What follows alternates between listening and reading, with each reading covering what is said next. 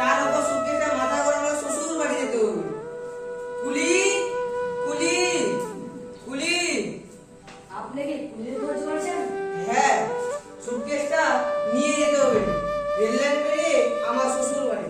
আচ্ছা দেন, আমি নিয়ে চলে যাচ্ছি। আপনারা তো কুলি কুলি মনে রাখছে না? এত শীতের রাতে পাতলা চাদর আর ধুতি পরে এখানে কি করছেন?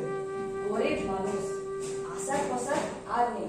আপনি যে ঠিকানাটা বলছেন ওই ঠিকানাটা আমার বাড়ির পাশে। সুটকেসটা লাগালে কিছু পয়সা হয়ে যাবে, লোকসানও হবে না। ঠিক আছে, তাহলে সুটকেসটা ওনার।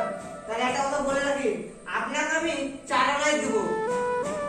এমনি সময় দিনের বেলা 2 আনাই চলতো, দেখ আপনাকে একটু বেশিই দিলাম। সুটকেসে তাহলে ওনার, আমার দেরি হয়ে যাচ্ছে, আমার টিফিন নিয়ে আসুন।